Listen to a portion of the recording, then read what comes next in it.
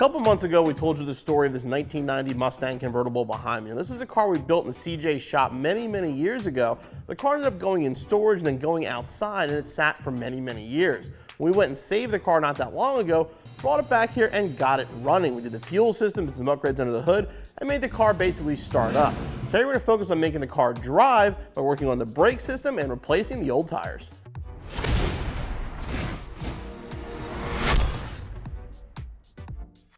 Like I said, the goal today is to work on making the car more drivable. So we already removed the wheels, we can put some new rubber on those.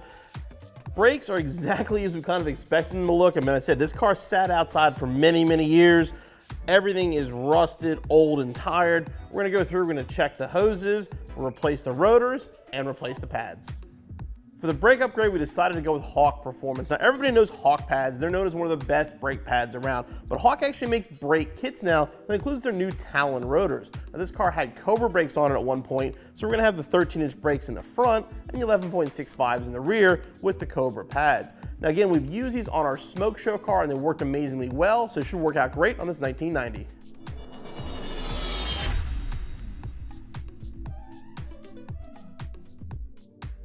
Begin installation by removing the caliper. At this point though, it's a good idea to inspect the hoses themselves. Now these brakes were changed on this car at one point. Like I said, it did sit outside for a while, but the hoses are good. There's no cracks, no damage, and the hoses are actually okay. We can get away with just replacing, at this point, the pads and the rotors. To remove the caliper from the bracket, we have to remove this pin. The pin is held in place in the back here by a little C-clip. Just pop that off any way you can. Remove the C-clip and the washer and slide out the pin. And just pop it off the bracket.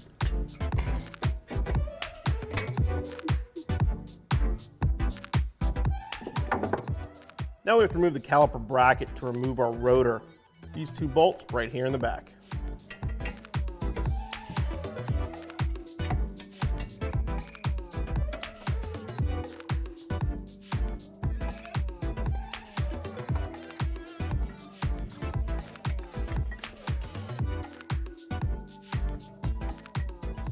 Our brakes have the original retaining washer.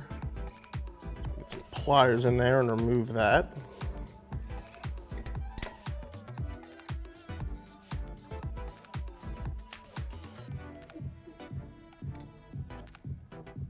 Now, if you're lucky at this point, the rotor will just come off. In case of the rust and the age of this one though, it's going to be stubborn, so I'll have to give it a little bit of convincing.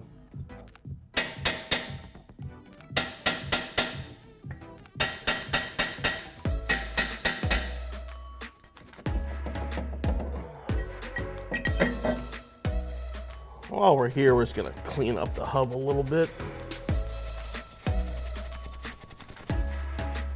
Now, because of the crossroad pattern in the vanes, these are directional. If you look, there is a tiny little R there for right side. But basically, you wanna make sure the vanes kind of turn that way when it's installed. Throw a lug nut on just to keep it in place, make it easier. Okay, we're gonna pull off our pads.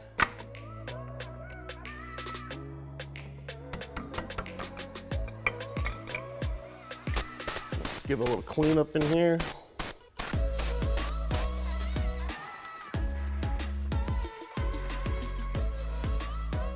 Also, a good thing now is inspect the rubber seal around the pistons. These are in good shape, but if they're not, these are rebuildable, these pieces are available. Now, more than likely, you'll have to compress these pistons to install the new brake pieces. What we did is put the old pad back on here. Now, obviously, if you have a tool for this, use your piston tool and tighten them up, but if not, put that in place. A good set of pliers will do the job. I'm gonna use a little bit of supplied grease.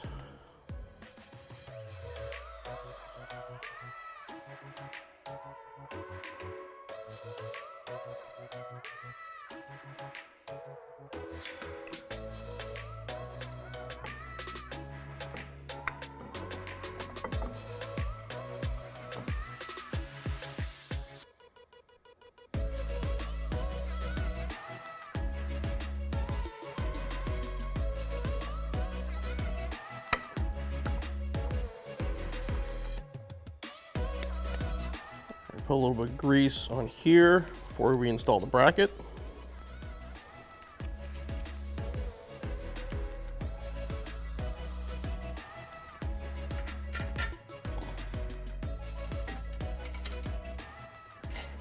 Tighten this down.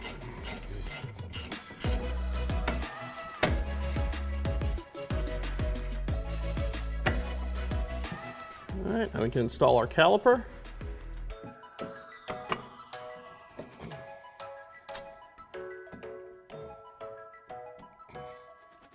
Put the grease on the pin.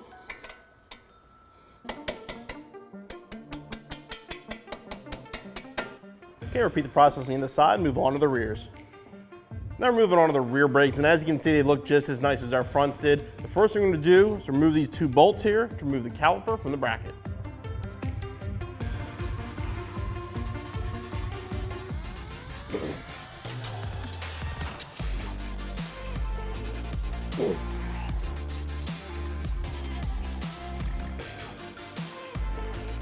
The caliper off the bracket. Remove the pads. Okay, now we're going to work on the bolts in the back here to remove the caliper bracket.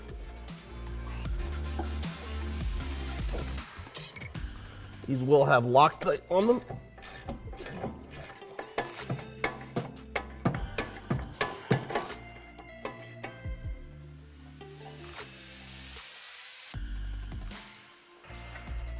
We're going to work at removing the retaining washer. Anybody knows a better way to get these stupid things off, please let me know in the comments.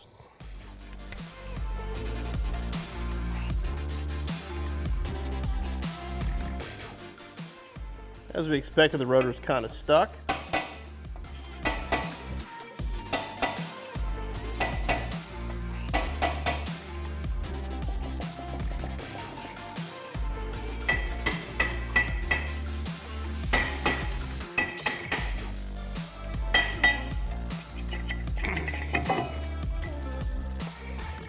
Clean up axe a little bit.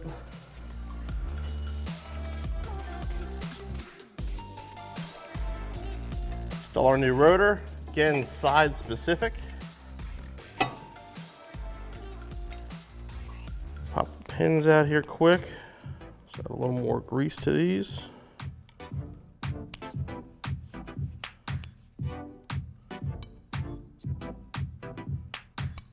Make sure they slide easily. Now we can reinstall our caliper bracket.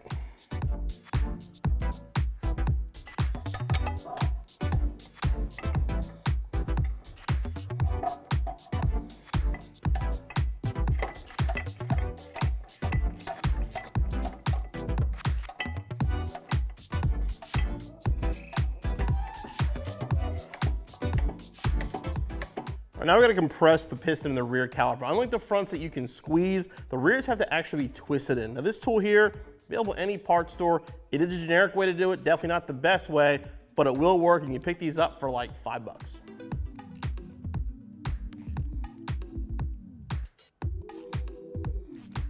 right, now we're going to put some grease on the bracket. And also on the pads. Install the pads on the bracket. They sort of just are going to sit there. Make sure they're seated all the way down, and reinstall the caliper.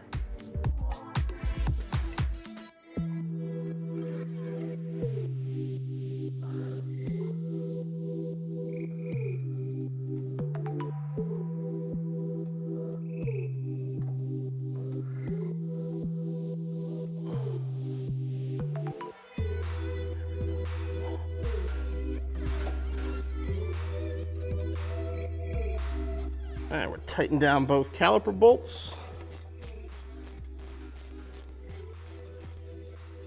All right, and repeat the process on the other side.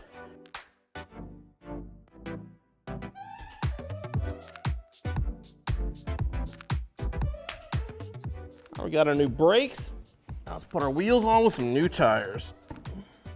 We went with the Nitto, the NT555 G2s. It's a tire I've used on a lot of different projects. Always been very, very happy with them.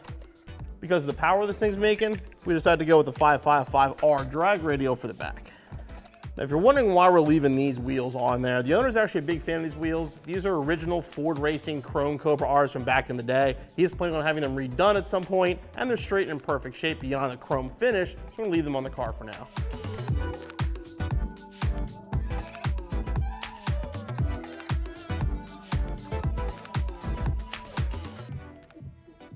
So last time out with the 1990 Mustang convertible, we went through the fuel system, got the car actually running for the first time in years. Now with our new brakes and new tires, it's just about ready for the road. We're gonna go through some other systems next time out, and pretty soon this car will be back on the road.